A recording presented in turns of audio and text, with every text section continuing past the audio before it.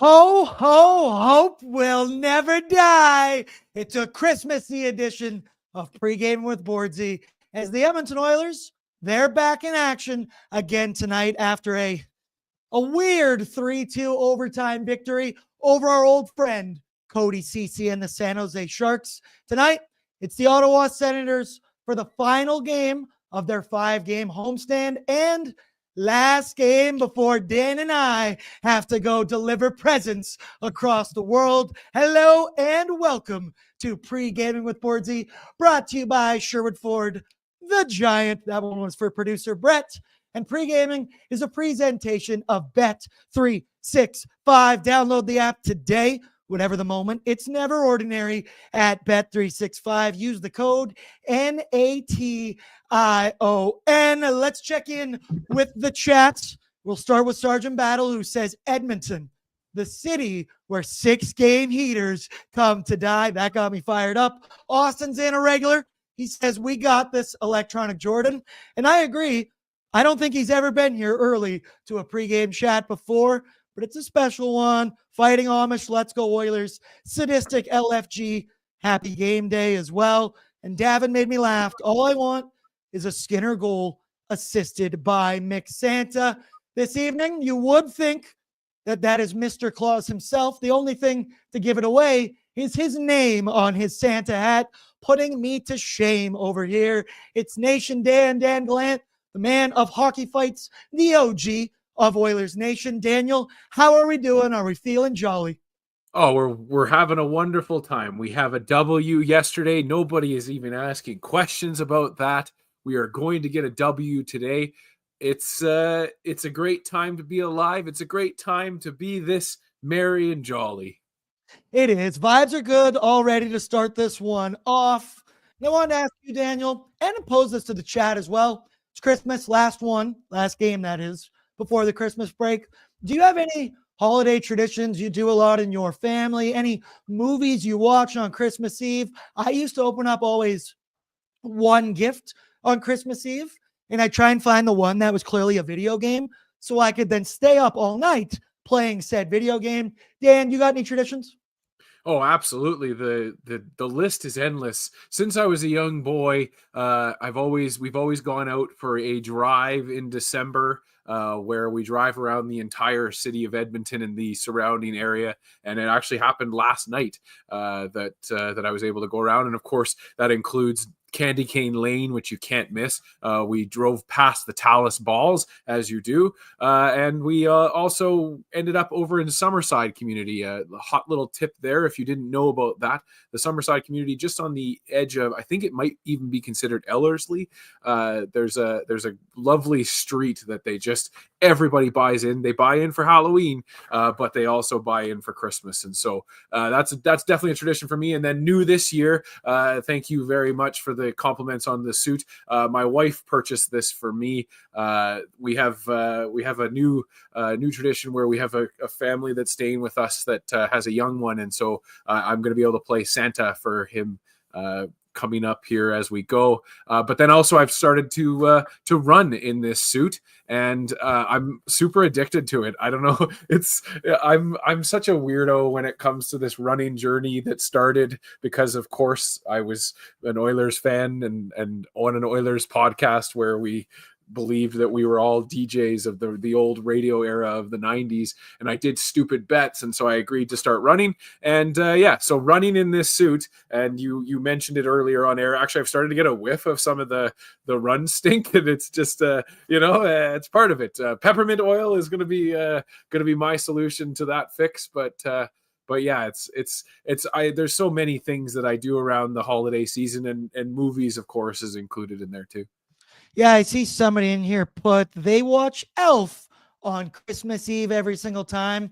I think so I got a couple movies. Obviously, The Grinch, the Jim Carrey. That's my generation's movie. That's everything. I used to have the biggest crush on Cindy Lou Who when I was a little kid. It was crazy. But I also watch Jingle All the Way with Arnold Schwarzenegger and Turbo Man. If you know that movie, it's Turbo Time. As an adult, it's the worst thing I've ever seen. It's awful. It's terrible. Arnold can't act, and I love it. It wonderful. takes me to that nostalgic spot, right? Back in the day, the claymation, Rudolph the Red Nose, that's a pretty good one as well. Let me know in here. I see Lance said, my Christmas shopping is done. The booze is bought. Let's get this W. A lot of people saying Danta in there. I like that name. Yes, I love that. I tell people when they come up to me, and I met Buddy the Elf at one of the Oilers games there, and told me I'm not Santa, and of course I'm not. I'm a big fan of the big man and the things that he does, and so I'm just a Danta in training. But I want to pose to the chat a debate for sure, because I have a bone to pick with the Jim Carrey Grinch being the gold standard for everybody. I grew up and came up with that Dr. Seuss original, the 20-minute, just absolutely perfect, baked in music and poetry. It's way better than anything Jim Carrey could have done. And therefore, I'm here to tell you that Whoville is not on a snowflake. I don't agree. Hot takes. We're getting fucking crazy off here to start. Settle down now. See, it's just for my generation. That Jim Carrey is like, that's right when I could understand movies and everything. And it was incredible. You know, it's the giving tradition. It's a giving season. And the chat is no exception. All of your super chats are in support of the Ben Stelter Foundation, a cause near and dear everybody's hearts, and I see some good things in here. QF Pro says, I realized if I donate in pre-gaming, we win. So take my money. Goal scorer favorite in Discord is Hyman, because how could it not be? I'll give it away. I agree totally. Hyman is in Bordzy's bankroll, 1,000%. Lance is in and says the girl who played Cindy Lou, who grew up to be a lead singer of a metal band called Pretty Reckless. Lance, if you think I didn't already know that about the girl who played Cindy Lou Who, you don't know Aaron Bordato. Okay, I listen to the music. I've seen him YouTube live. I digress. Also, I see some people here talking in the chat. Maynard, Seattle's trying a 60-yard field goal in the rain. I know we're here to talk hockey. It's been a difficult day all day today. Fantasy football semifinals going down across the board. I am happy to report I am moving on to the final in the Oilersnation League against either Zach Lang or Bag Milk. I was first place all year, but first place tends to lose when you get to the final. Knock on wood. I hope so. Also, you win some, you lose some. I'm also in the toilet bowl officially now next week for my main fantasy football league with my buddies. The punishment's okay. It's a license plate holder. It's pink with unicorns, and it says, I last place, I suck at fantasy football. And I hate to admit, I was the first guy to ever get that when we first did it. You got to keep it for 365 days. You go like at a red light, you can see the people behind you like taking a photo or like honking and yelling, hey, I heard you suck at fantasy football.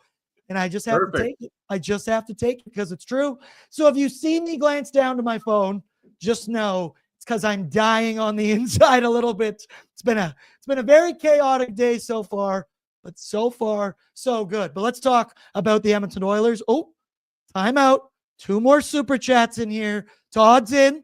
Says, missed my $5 donation last win. Also, National Lampoon's Christmas Vacation is hands down the best Christmas movie ever. Goilers? Yeah, that's a fair take. I can agree with that, right? Little before my time, but it's one that still holds up today. So that's when you know. Amanda's also in.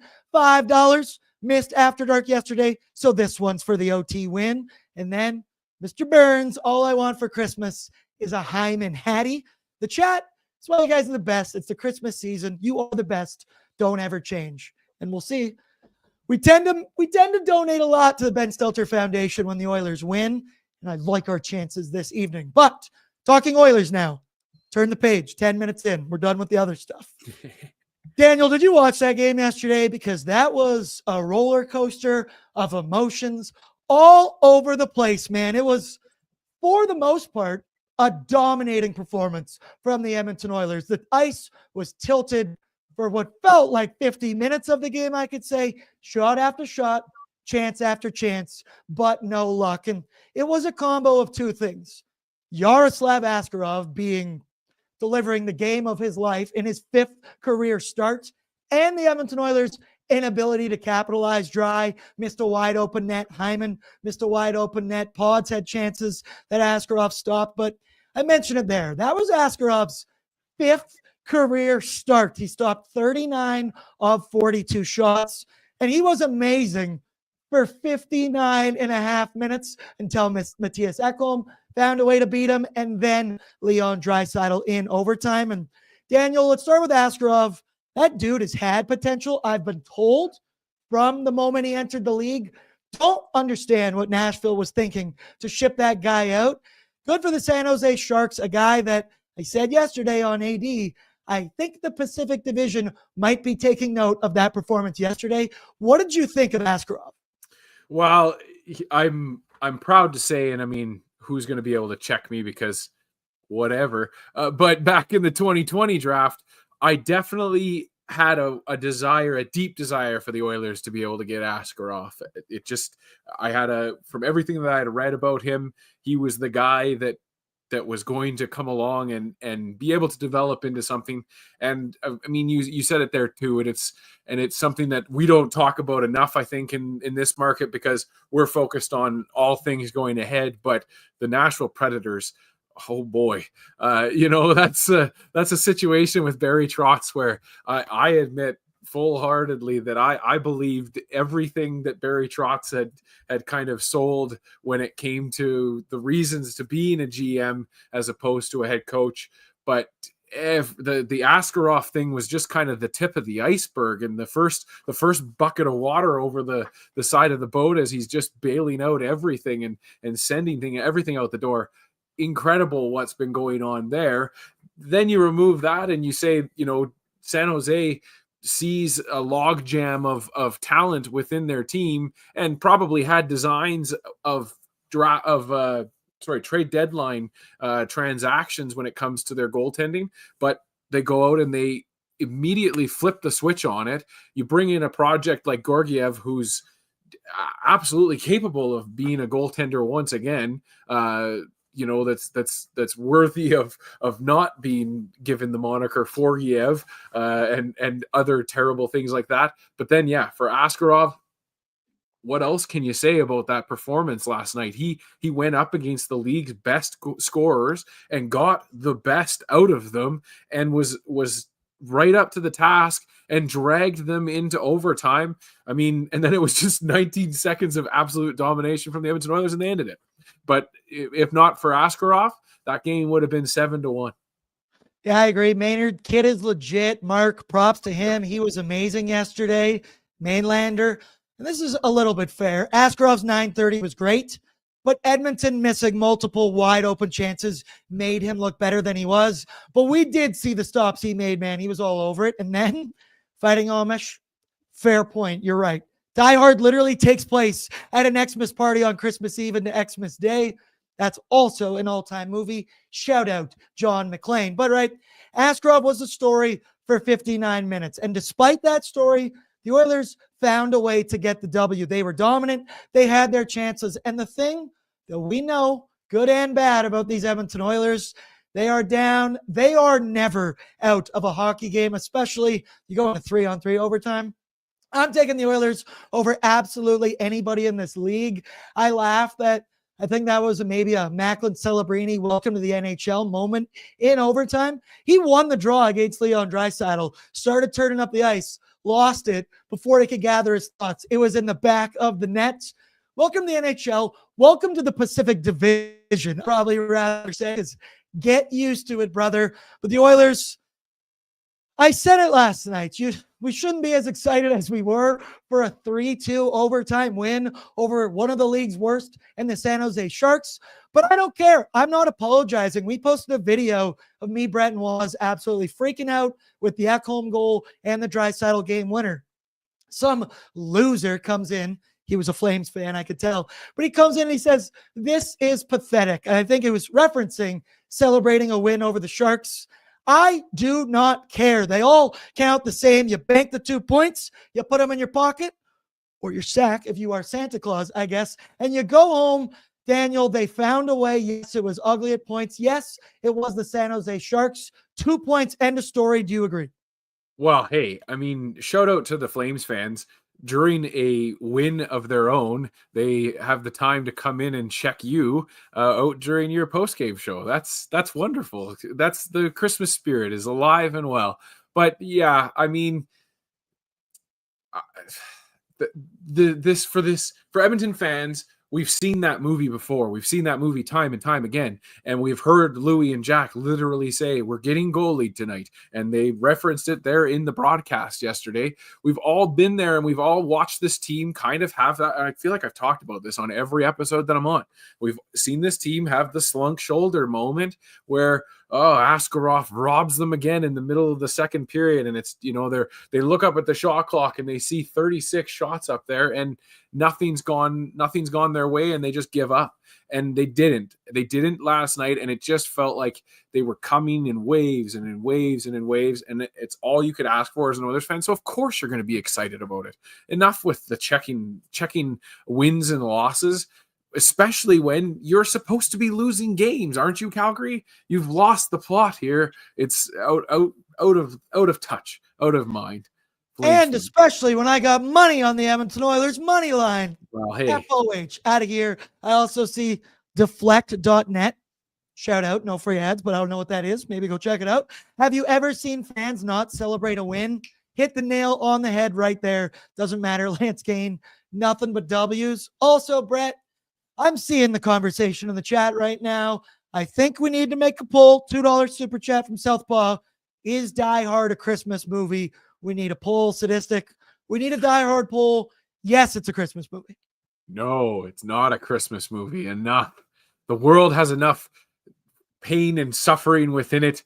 We have enough explosions going on. We don't need Die Hard as a Christmas movie. Watch Klaus instead. Hey, no, watch Krampus. Watch Krampus, people. You know my deal with Krampus. There's also a foreign movie called Rare Exports, and it's in a different language, subtitled. Terrifying Krampus movie. I highly recommend. But I'm getting sidetracked, almost like we're wearing Santa suits today. Like today, I said Friday was the biggest mail-it-in Friday of the entire year, right before the Christmas break. We're not mailing it in today, but I'm just jolly. I'm excited to get the holiday season going. But it's the day before Christmas. Come on. That's right. Oh, tomorrow's Festivus from Seinfeld. Yeah, the 23rd is Festivus. So we're going to have to bring out our poll and do our airing of grievances. Let me know in the chat if you know what Festivus is. But back to the matchup tonight. The Oilers taking on the Ottawa Senators. Final game before their Christmas break. Thank you, Brett. Throwing up the team comparison there. You see it. 20-11-2 for the Oilers. Surprisingly, 18-13-2 for these Ottawa Senators. They've got a very good power play. Their PK is better than the Oilers. But look at those numbers. Goals against, goals for. Incredibly similar. And there's a lot of similarities between these two teams right now. They are both teams that had very slow starts to the season, you could say, and they are both red hot right now. The Senators have won their last 6 games in a row coming into tonight against the Oilers, while the Oil are 8-2-0 in their last 10. And you look at those numbers, both offenses, they have been lethal lately. They have killers all over the ice. Both goalies, if we're talking Ullmark and Stuart Skinner, regardless of your opinion of Stu, both are very hot right now. Ullmark has won 7 games in a row. Skinner is 6-2 in his last 8. Daniel, this is a fun one before we head off for the Christmas break. I'm expecting a little bit of fireworks tonight. I know they're 2 teams, right? The East, you only play them twice a year. There's never much of a rivalry or anything like that here, but you have 2 teams who are rising up, meeting right now, and only one is going to be able to walk away with the W. And I also think the Oilers, after that little scare yesterday against the San Jose Sharks, how hard they had to work to get that W, and maybe the start wasn't ideal. I think the Oilers are going to be coming ready to rock tonight, but I'm expecting fireworks. What about you? Yeah, this Ottawa Senators team is so weird to me. I feel like they play the game a lot like the Florida Panthers do, but maybe just like they just don't have the same horses to kind of carry the offense. But their offense has been consistent over the last 5 and 6 games. And then on the back end, they're playing good defensive hockey. I really think that Edmonton got away with yesterday playing a real skilled game and didn't have to get into the trenches at all, and didn't really have to muck it up. And I think that they kind of got lost in the game against Florida the last time they lost. So I'm hopeful that the team kind of adopts a little bit more of that team toughness tonight. I feel like I've been preaching that the last few weeks. Just kind of feels like we're not responding as much physically for each other as we have been in the past, and you're going to see that from Ottawa tonight. So look out, like I hope that when that physicality, when that spark does ignite, if it does happen, that the Oilers are ready to respond and not just kind of left looking around for the referee to figure it out for them. I see Jordan Essen here, and this is something Chris Knobloch said today in his pregame interviews. The Senators' speed might kill us. Totally agree. Maybe not kill us, because as Sergeant Battle said in here somewhere, Oilers have the better lineup up and down. He is not worried. Lance Kane says, sound like the streak's coming to an end for Ullmark. I love Lance's optimism. He's like me. We predict 82 Edmonton Oilers W's in a row. Vinny, good point. They are both, he used their wrong, but I will allow this. They are both on the second half of a back-to-back as well. That's right. Yesterday, the Senators were in Vancouver, won 5-4 in overtime. Jake Sanderson OT goal with like 15 seconds into the overtime period. Much like the Edmonton Oilers, it happened pretty quickly. And then Cam's in. Brother, I didn't miss anything. He says, darn, they missed my super chat, and it was the only one I was able to afford. No, I was just waiting. He says, Oilers all the way. Let's hope they can get the W. Also, you think I was going to miss your comment if that's your photo? Come on, brother. You picked that one for a reason. Shout out to the boy, Michael Jackson. Let's go now.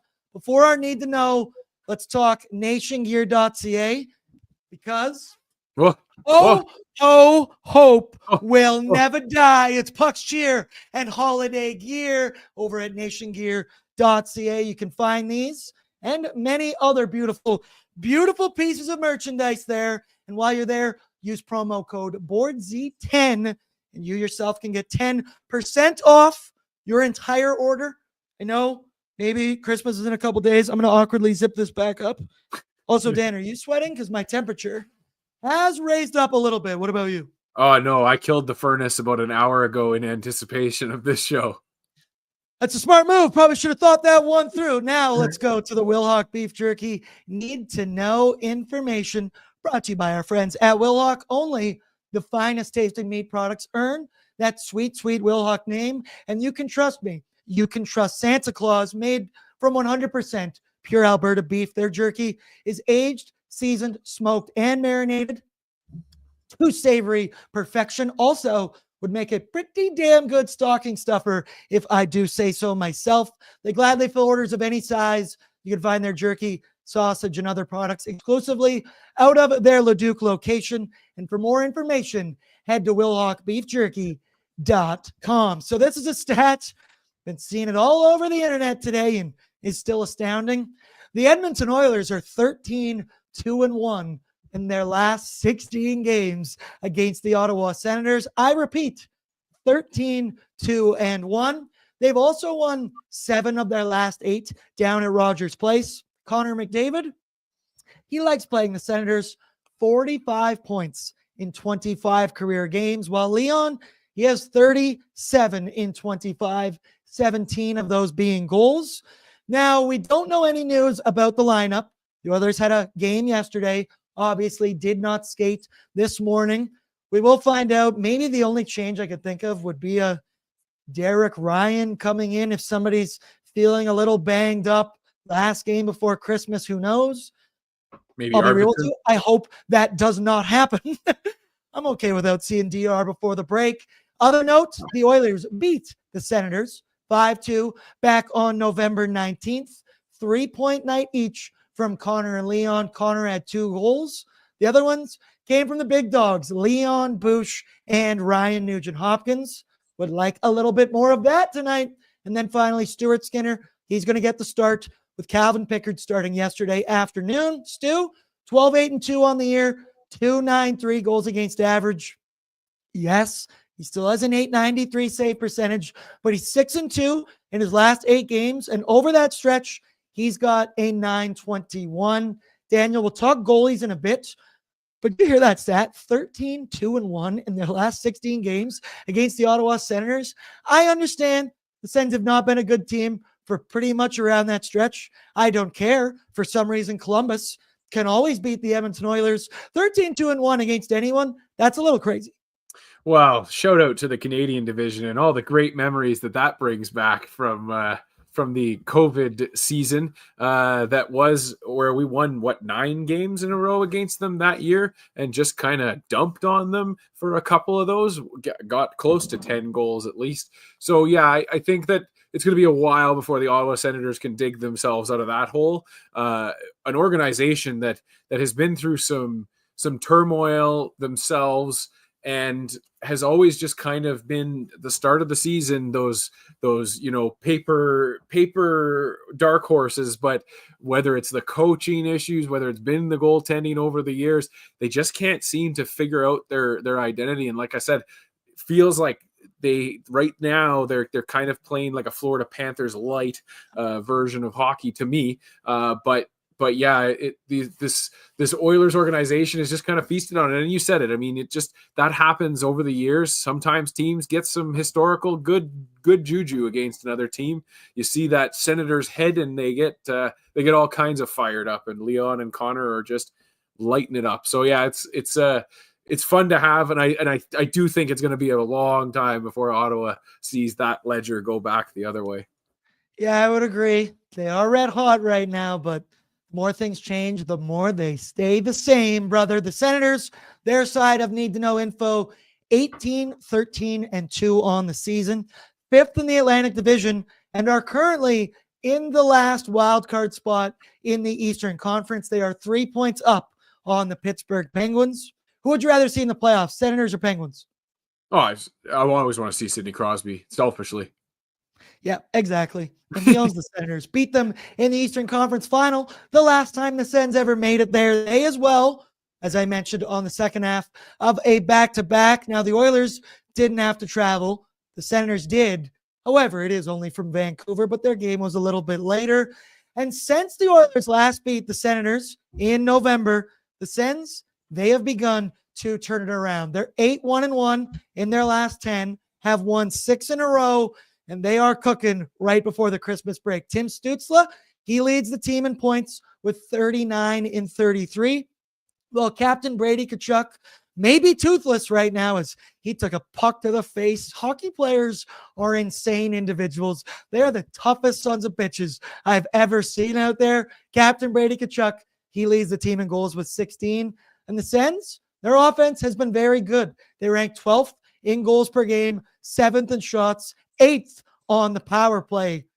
But you mentioned it as well. Goaltending has been a thing the Senators have not had for quite some time. And a huge reason of their turnaround is the goaltending, and specifically Linus Ullmark. Get this, over their last 6 games here, where they're 6-0, they have allowed 9 goals in 6 games. Ullmark has been standing on his head. Yesterday they allowed 4, but it wasn't Ullmark in the net. It was the backup. Over that 6-game stretch, Ullmark has a 967 save percentage, and he has been literally everything and more that the Senators wanted when they signed him this summer to that, extension, 4 years, I think $33 million. He's 12-7-2, 237 goals against, 916 save percentage. Daniel, they haven't had a good goalie in Ottawa, it feels like, since Craig Anderson, correct? Can you think of anybody else? I can't. I don't want to give you dead air. I'm trying to think of the last great. It would be Patrick Lalime. I don't know. Yeah, I would have to go back that far to believe. But yeah, I mean, you can see it in Ullmark's numbers. I was just pulling them up here quickly as we were going. He dipped down into the 800s in the month of November there. And you understand when you're coming into a new team and you're getting things kind of squared away, it's gonna go like that. But yeah, great goalie overall, and just it was just a matter of time before he started to figure things out, and then they can kind of stabilize the ship, and it's been going well for them, but that all ends tonight. Dan, did you hear that? Because that sounded eerily similar to another goaltender who's going to be Weird. on the ice this evening, almost like you're allowed to have bad stretches from time to time. Allmark's numbers, they are better than Stu's. I get that, but it's the same thing. They're starting to cook. Stu, however, to be fair, is not on a new team. Let's go now to the Sherwood Ford Giant storyline this evening, brought to you by Sherwood Ford. Tired of dealership hassles? Well, Sherwood Ford in Sherwood Park is all about convenience and upfront pricing with their giant deal program. Get clear, no nonsense pricing on new and used Fords online with all incentives included. Plus, enjoy the ease of mobile service, free pickup and delivery, and same day or next day service appointments. My storyline, two things. Selfishly for me, all I want for Christmas is an Edmonton Oilers W before they send us off, so that I can sit there at all family gatherings and all family parties and we can talk positively about the Edmonton Oilers. I do not want Stuart Skinner allowing 5 on 20. Knock on wood, don't say I jinxed anything, but you know what I mean. I want to be sent into this break, much like the 5-day break we had in November, I believe that was. We went into it with a win. We said, oh, thank God on ONE. We can be positive all week long. Now, my storyline in reality would be you cannot take the Ottawa Senators lightly. Felt like the Oilers maybe did a little bit start yesterday's game against the San Jose Sharks, and maybe these Sens aren't the same old Senators that we think of. Obviously, I read the chat. The chat is still thinking of them as the same old Senators, but kind of feels like their luck is starting to turn, and this has been a thing. We've been waiting for the Senators to finally start to prove it and start to put some W's together, wins in 6 straight.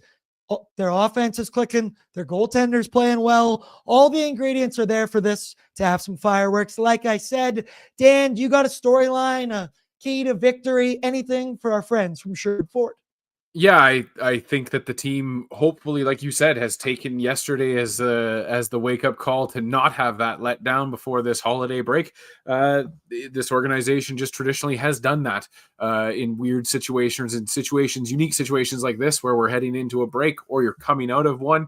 That's the start to the game is always, to me, the litmus test to tell you what you're going to get out of this team. I know that very recently they've been able to seemingly have some spirited conversations in the first intermissions and come out a little bit alive after that. But I don't want to see that to start this game. And then the second thing, again, is just that physicality. I know that more hits means you probably don't have the puck as much, but I want to feel like the team is using that physicality to get the crowd into it and get themselves engaged and established in this kind of a game where both teams are going to be a little bit tired. Both teams are going to be a little bit, prone to those 2-on-1s and that kind of thing. And you got to be tight on that stuff, because this team just gives those up at will. And then that's when we get ourselves into trouble. I'm reading everybody in the chat. There's football stuff going on. Everything's getting crazy for me right now. And we just got some Edmonton Oilers lineup news that I am not happy about. Brett, pull it up for me, because Ryan Nugent-Hopkins is not on the ice for warmups. He will not play against the Ottawa Senators. Damn it. So we are going to be probably seeing Derek Ryan this evening. That's okay. Like I mentioned, last one before the holiday break, Nuge. Hey, we don't know what that is clearly. That's going to stink as the Oilers' top line. Dude, against the Senators, anytime 97 was on the ice, or against the Sharks, my apologies, it felt like a power play. 5v5 did not matter. He had the puck on a string the entire game. And looks like Nuge is not going to be on his wing this evening. Still waiting for some confirmation on what the lineup will look like. And got the tweet from Jack Michaels. Okay, Waz will be happy about this. Derek Ryan will play in his 600th NHL game a week before his 38th birthday. Yes, Waz always reminds me that Waz knows when his birthday is. It's right around Christmas or right around the New Year. Dan, your initial thoughts on Nuge not being in the lineup? That stinks. That sucks. Hopefully he can maybe do his Christmas shopping while the game's on. Well, two things. This organization has made me question whether he's still alive or not because we don't have any information more than he's not playing. And there's just been a lot of question marks about the injury report recently. But if I take off my conspiracy hat and I put on my joyful hat, I assume that this is just a maintenance day. It's just an opportunity to get Nuge out of the lineup and get Derek Ryan in there. I don't believe that we should read too much into it. Again, I'm knocking on wood. I'm very hopeful in that thought process there. Didn't really notice much from Nuge yesterday that was negative. I'm trying to think as I go through here as we are live. Like he was in on the play towards the end, so it's not like he wasn't. It's not like he was taking shifts off towards the end or anything. So I'm not sure. We'll have to dig more into that, but hopefully it is just a maintenance day for him. And yeah, like you said, good to get Derek Ryan in there. Don't know how many more opportunities we're going to have as the logjam of forwards continues to kind of jumble around, and we're going to, I assume, have more transactions to look forward to. So yeah, it's great for Derek to get his 600th game right before Christmas, a Christmas miracle for the Ryan family.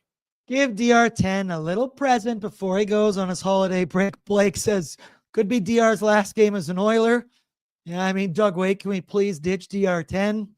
You know my thoughts and opinion on that situation, but I digress. We need him. He's good in the room. He's a leader as well. So I'm still waiting for late breaking news if we will get the line rushes. And as I said that 10 seconds ago, I'll read them to you. My boy Brett, he's working hard behind the scenes. I was going to ask you, who do you think is on the top line with Connor McDavid and Zachary Martin-Hyman? Oh no, you're going to put me on the spot. Okay, I am going to assume that they bumped Janmark up.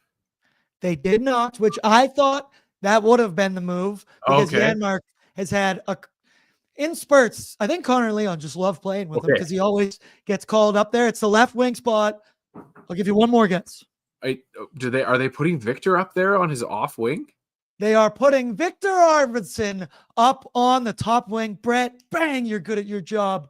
Victor Arvidsson with Connor McDavid and Zachary Martin-Hyman. Your second line, Pods, Dry, and Kapanen. Third line, we're back. Brownmark featuring Rico, Janmark, Adam Henrique, and Connor Brown. And then your fourth line, and I think Jeff Skinner better get used to that spot. Fourth line, Jeff Skinner with Derek Ryan. There, I know the chat said they wanted one of those with Corey Perry. I do believe we're going to have the same. Yeah, Ekholm Bush, Nurse Stetcher, Kulak, Emberson, and one Stuart Skinner is going to start. So initial reaction to Victor Arvidsson. This is all fresh off the dome. He is a top 6 player. Like, we know this, and we said he was going to come back and be worked in with the bottom 6 there because it was a major injury, whatever it was. Kept him out for 15 games, and you wait for your opportunity. I guess this is it. He did play with Pods and Draisaitl on that top line as well, on that second line. I think my roommate just dropped in and dropped some Christmas presents over here. Should I start snooping? He said they're not for me. But I guess in a 1-game spurt, this is an effort to get Arvidsson comfortable yet again. He is on his off wing, so that is a little bit interesting. Initial thoughts, Arvidsson top line. What do you think? I like it. He's the guy that you brought in to replace Warren Foegele, and he is a utility knife player, in my opinion. He's able to play on both sides of the ice and not really look out of place. And you know, I initially, when in his first game back, I thought we were gonna see another absence of some sort, but he seems to have kind of escaped the worst there and looked fine to me against the Sharks. So yeah, I don't mind the option of him going up there. And he's a guy that throughout his whole career, he shoots. He likes that shoot first mentality. I wish that he would rub off on Jeff Skinner a little bit more. And I think that you could see that position swapped in the lineup, and that would be perfect. But Jeff Skinner has to shave those sideburns before he gets any other opportunities. It's the Jeff Skinner, the Jeffrey Scotty Skinner. We figured out his middle name. That experiment has not gone the way that anyone thought it would. I see also Maynard made me laugh. 29 and 97. We'll be back together early Totally agree. Could see that one pretty quickly. Levi, 53 isn't a fit on this team. Southpaw, Skinner working the defense door tonight. We're not being nice on the holiday season to J Skin. Amanda has this point as well. How does it make sense to put Arvidsson there when he really didn't look ready last game? I'm going to trust that Chris Knobloch knows his guys more than what we do, right? And let's just say I thought it'd be Janmark before Arvidsson, and I thought Jeff Skinner was on the bottom of that list. He's on the naughty list right now for the Edmonton Oilers. He has not been able to commit defensively. The points aren't there. Nobby has barely been playing him in the last couple of games. Single digits, time on ice. It is not looking pretty for Jay Skinner. I know people are talking about trades already, and I think, as we all know, Evander Kane is coming back into this lineup at some point. It's been discussed later March, who knows? Right now, every single Oilers fan in this organization is going to say, yeah, take Jeff Skinner out. He sticks out like a sore thumb right now. I still hold out hope that this might turn around for him. But Dan, Jeff Skinner was never going to get that top line spot with McDavid. Yeah, well, that's the thing. And I think that's why you see Arvidsson up there, is that I think Knobloch can just trust him more than any other option, maybe than Janmark. But, I mean, why break up a good thing with that third line that you've got going there when really there's no bad option? I don't think Jeff Skinner is even that bad of an option. I still have a soft spot for him, but saying all that, I do understand that a coach is just going to make a decision that he can trust being the best one for that night, and Jeff Skinner ain't it right now. And so, yeah, I mean, organizationally, it just makes sense because the money has to be moved around, or you might as well use it for something else. So it's unfortunate. It sucks. I really did. I held out a ton of hope for that guy, but I feel like 1 foot out the door for Jeff Skinner at this point. Yeah, and it's a good point here from Fighting Amish, but I don't know if it's going to matter if he's sitting up in the press box. Skinner also has a full no movement clause. And I know he's chasing playoffs, but at this rate, who knows if he'll be playing in those playoffs. I also laugh. You do so much preparation for this show, and then you just throw a fucking grenade in the middle of it. And I'm not going to get into any of this stuff. So who knows? Maybe we're back from Christmas. We can talk about some of this other stuff I had prepared, because we got to move along and talk about the starting goaltenders right now. Brought to you by Sherwood Power Sports and Marine. They're hockey fans helping hockey fans hit the trails this winter and the waves next summer. The team at Sherwood Power Sports Marine are helping Oilers Nation fans gear up. They're home of an ATV for just $50 bi-weekly, or get a boat for as low as $105 bi-weekly. Sherwood Power Sports Marine. Hockey fans helping hockey fans get ready for their next adventure with motorcycles, quads, e-bikes, and boats. Pull it up here for me, Brett, as we've got the tail of the tape between these two goaltenders. This is exactly how I thought this would look. And if you even include games played and the wins, every major category, Linus Ullmark is beating Stu, and Ullmark has been having a damn good season so far. But Stuart Skinner lately, he's been very good, man. I understand he did have a stinker recently, but he's 4-1 in his last 5. He had a rough one Monday against the Florida Panthers, but he bounced back big against the Bruins, stopped 24 of 26 in the win. That's above 900. And he has been everything that I said he would be in December.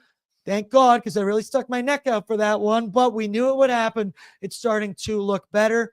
Going to be in tough tonight. The Senators offense, a little bit more lethal than some other teams, you might say. And then you talk about Ullmark. He's won his last 7 games in a row, 8-0-1 since November 23rd. It's going to be a very, very good goaltending battle on top of a very good offensive battle. Both teams can score, and right now I'll say both teams' goalies can stop the puck. Well, I mean, for anybody that's still doing the Stuart Skinner hate or going after our goaltenders in general, enough is enough. This team wins and loses as a team now. When you talk about that Florida game, it was an absolute disaster from top to bottom. Everybody just had an off game and was and admittedly, that wasn't a great game from the Florida Panthers either. It was just ugly from everybody from both sides, and they lost that hockey game. Stuart Skinner has come into December and just shut the door and slammed the door on all that hate and all that nonsense. So yeah, I mean, tonight, I think Tyler was on ON Radio on Friday, and he said I think if he gets 34 straight saves in a row, he will be above 900 save percentage on the season once again. So now that's a Herculean effort. We don't need to all do that all in one run, but he's getting close to getting over that 900 hump. So in today's NHL and in a league where, again, I go back to that Florida game and Sam Reinhart scored a goal off the back of his head. And if you told me, young Danny at the ripe age of 8 years old, that I was going to see NHLers routinely shooting the puck from behind the goal line, and not only routinely shooting the puck from behind the goal line, but scoring the puck from behind the goal line more often, and I shouldn't say more often than not, but on a large percentage of those attempts, I would have laughed at you. It's really crazy what we're seeing today in today's NHL when it comes to the offense and the way that we're rethinking, trying from everywhere and shooting from everywhere. So just relax about the goalies, like look around the whole league. Man, that feels like a message for everybody to hear. Just have some perspective. Look around and see that the whole league is struggling with this. The New York Rangers are have Igor Shesterkin, and they can't seem to figure out how to win a hockey game. We're doing okay here in Edmonton. You win as a team, you lose as a team. I also laughed. Anytime you make any simple mistake, everybody loves pointing it out. Yes, the records didn't match. I get that. I understand. Give Patrick Puff a break. He was working on a Sunday earlier today, and we love our boy Patty Puff. All right, before we move along to the final, we'll look at the Ottawa lineup. Brett messaged in here. I don't know what this is. He said he has a tweet from Waz regarding Derek Ryan. Hit me. He says, oh my God, I'm honored to be in the building for Derek Ryan's 600th NHL game. However, I didn't wear his jersey. I wanted to switch it up and wear my Draisaitl. That is the most Matthew Wozniak thing I have ever heard before. He's one of very few amounts of people, I will say, who own a Derek Ryan jersey, a twice autographed Derek Ryan jersey, and he's not going to wear it to the game. But Woz, we love you, and he's making street content out there today. So if you're going to the game before or after, go find Woz, track him down. But Dan, he's not wearing the jersey? What the hell? Was my large adult stepson. He's sometimes he's on a journey, and that was one of them. Yeah, I mean, for a guy that we can't, like, anytime I see him in a jersey, it's the Derek Ryan jersey. Of course it is. And he decides to, on Christmas, on the day before Christmas, to put on a Draisaitl jersey. The man is nothing if not a story himself, is he not? He's always entertaining. I also thought today if you ever saw the Spider-Man video we did at the beginning of the year where he pulls the jersey out, that's what I pictured today before his 600th game. But who knows? Also, Derek Ryan, anytime goal tonight. Oh my. Waz keeps his jersey in his car, says Brett. There you go. Oh. That's why Brett, he knows. All right, let's go now. We got to do it quickly. The lineup for the Ottawa Senators this evening, brought to you by Greta Bar-Yeg. Greta is where Oilers Nation loves to watch the game, home and away. It's a great spot for pre and post game. We're going to be there all season long for our viewing parties. Check out the great street food menu, games in the arcade, weekly drink specials, because Greta Bar is the place to be downtown Edmonton. If you're going to the game tonight, I know it's a Sunday, they're also going to have Santa Claus down at Greta this evening. They've been posting about it. I also really hope, when I thought about it, that there's 2 Santas on here now, Dan. Hope there's no kids watching. We are just dressed up as Santa. Santa's real. Santa's real. We are just dressed up as Santa Claus because we are fake. I'll leave it at that. Let's take a peek, Brett, at the Ottawa Senators projected lineup. Top line. Damn, that's good. Brady Tkachuk with Tim Stützle and Claude Giroux. Second line, Ridley Gregg with Josh Norris, who's on my fantasy team. Drake Batherson. Third line, Nick Cousins. Look out for him, Dan. He's a guy you mentioned about being physical and a little bit of a rat out on the ice. Then you got Shane Pinto, who he would love Bordzy's bankroll, the next segment we're about to do. Boom with Michael Amadio. Then Noah Gregor with Zach Ostapchuk, and Adam Gaudette. D pairings, Thomas Chabot with Nick Jensen, Jake Sanderson, who scored the OT winner yesterday against the Vancouver Canucks with Travis Hamoniuk. Tyler Clevin with JBD, Jacob Bernard Docker. So you think about the Sens, for me, I think Brady Tkachuk, and he is one of the toughest guys to play against in the NHL, and that could be because he might be one of the tougher guys in the NHL, much like Zach Hyman. Brady took a puck to the face a couple games ago, needed, and I quote, extensive dental work and a bunch of stitches. He gave that interview post-game, which was hilarious. He was missing his teeth, and then finally on the monitor in front of him, he got to see himself, and he went, whoa, that's a face for radio. Pretty funny moment. And then yesterday, he's back in the game. He's tough like Zach Hyman. Going to take more than a puck to the face to keep Hyman and Brady Tkachuk out of the lineup. Mad respect.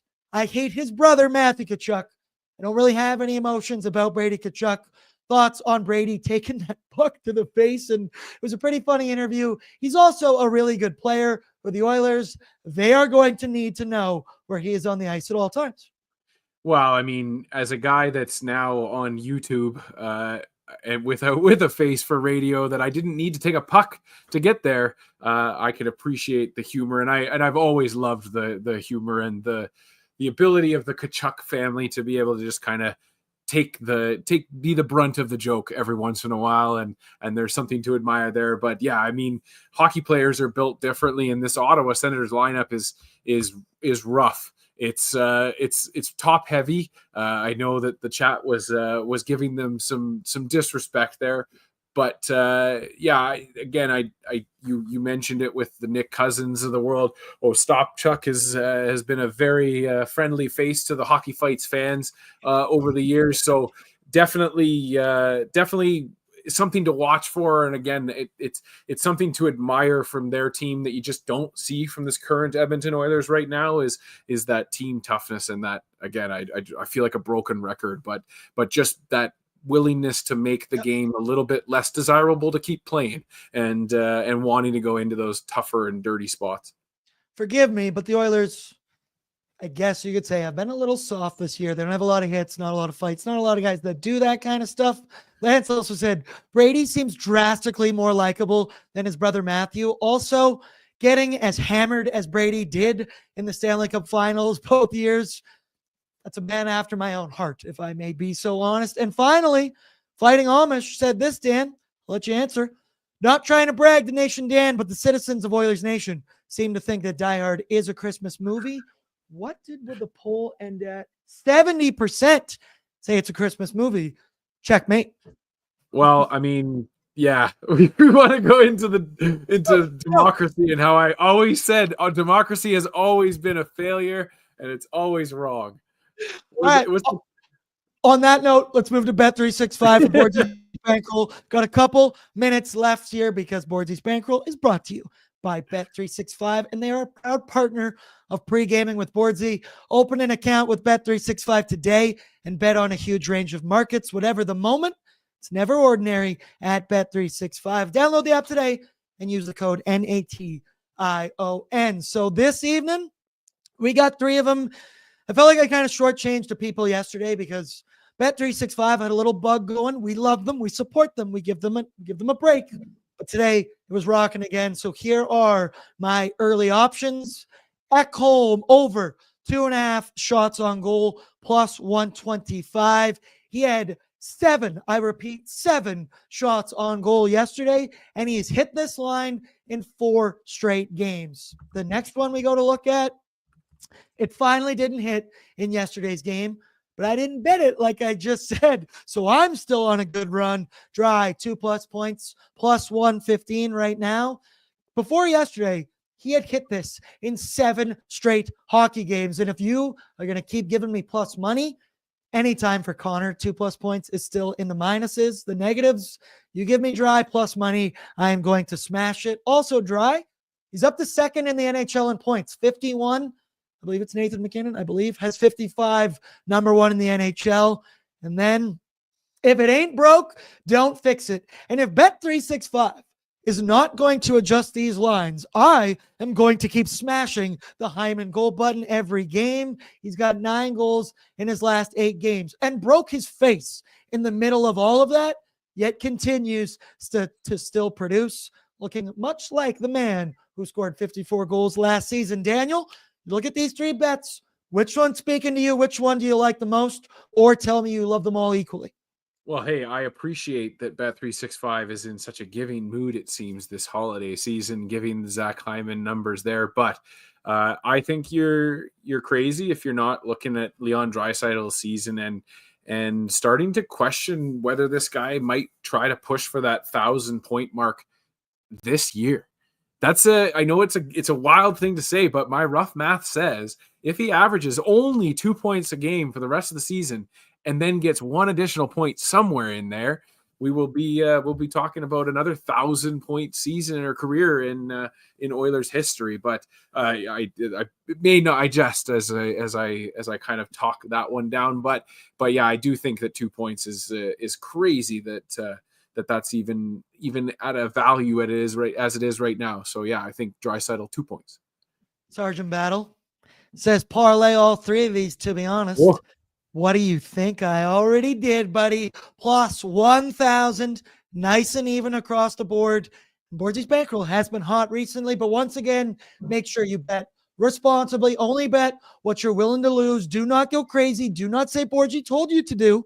So I always say you could bet 50 cents and you could tell me you won. A win is a win. A profit is profit. And green is green. So this is going to be the last Bordzy's bankroll before the break. And I see the chat. They're riding with me. 57% for Zachary Martin Hyman anytime goal. One thing before we head out, you got to give a nice love to Nation Beer Everyday Lager. Perfect for game day. Perfect for every day. We are so pumped to partner with Odd Company. Go pick them up. There are 2 locations in the Edmonton area.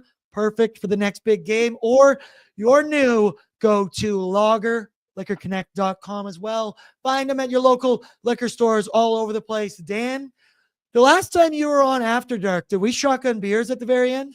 You are correct. That is what happened.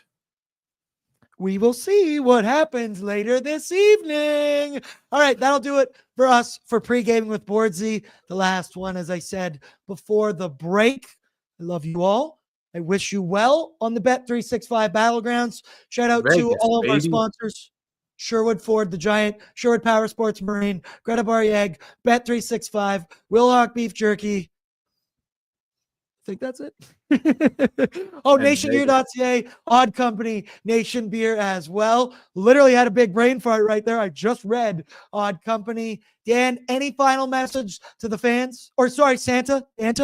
Yeah, well, hey, from a message from Dan is to check out nationgear.ca and check out the new Nation Vacation that is available from us there. We're heading down to Las Vegas this year, March the 30th to April the 2nd, staying at Circle Hotel. There's going to be a live podcast show included. I've read about all this good stuff. And then you're going to be having some kind of a watch party event, I believe, as well. So amazing stuff to check out there. And as always, everybody, we'll see you after the game because this is going to be a wonderful one. A ho event. Mainlander asks, are you going, Dan? Oh, the jury's still out. We'll see. Okay, well, I can promise you I will be there. Waz will be there. Brett will be there because it's Vegas, baby, and it's going to be on April Fools. I have so many ideas of how I'm trying to mess with Tyler on that specific day because I think he would actually get mad and therefore be hilarious to see what I could do. It's also me. The word we've been using is bougie for how we're watching this game because we're in the special fancy Stella Artois lounge, free booze, free food. And with the Canadian dollar, the current state it's in, yeah, I'll take that very much because you don't know how that's going to go. I love you all. Good luck out there, as I said. And Dan, I'll read this one to you. Levi says, leave your pot brownies out for Danta this Christmas. See you later, everybody. We'll talk Oilers Nation After Dark right here, right after the game. Good luck. Peace out.